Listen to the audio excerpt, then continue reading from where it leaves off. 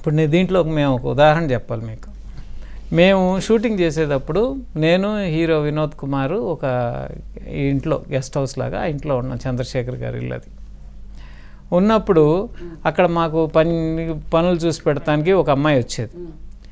ఆవిడ ఒకరోజు అడిగానేమ్మా ఏంటి ఏం చేస్తుంటారు మీరు అది ఇదని చెప్పుకొచ్చింది. రాజధాని ఇక్కడ కన్స్ట్రక్షన్లో ఉన్నప్పుడు పగలు రాత్రి తేడా ఉండేది కాదండి, మాకు అంత వెలుతురు ఉండేది ఇక్కడ, ఎప్పుడు కన్స్ట్రక్షన్ వర్క్ దగ్గర నుంచి ఉండేది. మాకు 3 కూలీలు వచ్చేయండి. 3 కూలీలు ఏంటంటే మామూలుగానండి మాకు ఇక్కడ పంటలు బాగా పండుతాయి కాబట్టి 2 కూలీలు. పొద్దున ఒకసారి కూలికి వెళ్తాం, పొద్దున్నే లేచి మళ్ళీ మధ్యాహ్నం నుంచో సాయంత్రం వెళ్తాం. ఇక కూరగాయలు కొయ్యటం, పూలు కొయ్యటం, ఇలా ఏదో ఒకటి వాడి కార్యక్రమం ఉండేది. ఇలా ఉండేవి. రాజధాని కన్స్ట్రక్షన్ ఉన్నప్పుడు మాత్రం 3 కూలీలు వచ్చాయి. 3 కూలీలు ఎలా వచ్చాయన్న, సాయంత్రం ఏమీ లేదండి, మా ఆయన ఒక ఫ్లాస్క్ నిండా టీ పోసుకుని 10 సిగరెట్ ప్యాకెట్లు పట్టుకుని ఏ కన్స్ట్రక్షన్ సైట్ దగ్గర సాయంత్రానికి 500 నుంచి 1000 రూపాయలు సంపాదించేవాడు. పగలు మేము పొలంకి వెళ్ళి సంపాదించుకునేవాడు. మేము పుష్కలంగా హాయిగా ఉండేవాళ్ళం. వాడు పని లేక పస్తులు ఉంటున్నామండి. మీరు అందుకే ఇక్కడ పని ఉందంటుందో నేను పరిగెత్తుకొచ్చా. 3 వచ్చారు, ఒకళ్ళు కాదు, మాకు పని కావాలని. అటువంటి పరిస్థితి. ఏదో సంపన్నమైన రైతులు 10 మంది ఉంటారు, 90 మంది ఎవరు ఉంటారు?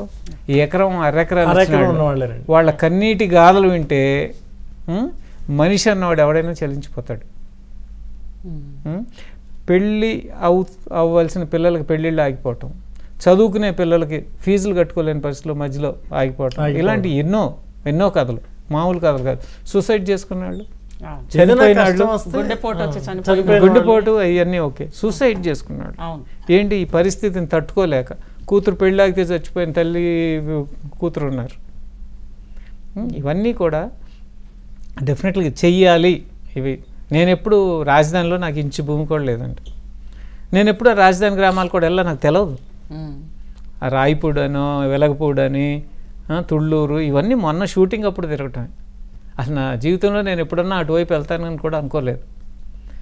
ఆ గ్రామాలు తిరిగినప్పుడు బాధ వేసింది చూసినప్పుడు. తుప్పలతో నిండిపోయి తుమ్మకంప అంతా పచ్చగా కళకళలాడే భూములు ఇలా అయిపోయినాయి.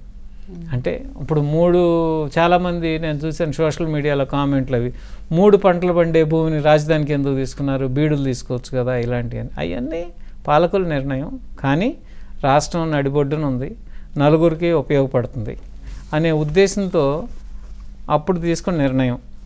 రైతులు స్వచ్ఛందంగా ఇచ్చారు, ఎవరు లాక్కోలే. అక్కడ ఒక అపవాదం ఏంటంటే రైతుల దగ్గర నుంచి లాక్కున్నారు, ఏమన్నా మెడ మీద కత్తి పెట్టుకున్నారా, ముందు రాంచ్ చేసుకున్నారన్నారు, ఇన్సైడ్ ట్రేడింగ్ అన్నారు, తెలుగుదేశం వాళ్ళందరూ ముందు కొనేసుకున్నారు రైతుల దగ్గర నుంచి భూములని.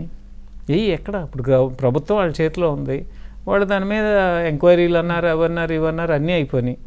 లేని ఇన్నర్ రింగ్ రోడ్ కేసులు ఇట్లాంటివి ఉన్నాయి. కానీ ఇన్సైడ్ ట్రేడింగ్ మీద కేసు ఏమైంది, ముందే భయపెట్టి రాంచుకున్న కేసులు ఏమైనాయి, ఇవన్నీ ఉండాలిగా. మరి లేనిది అపవాదులు సృష్టించడం తప్పితే ఇక్కడ ఉన్నది లేనని చెప్పి ప్రజలు నమ్మించేయటమే.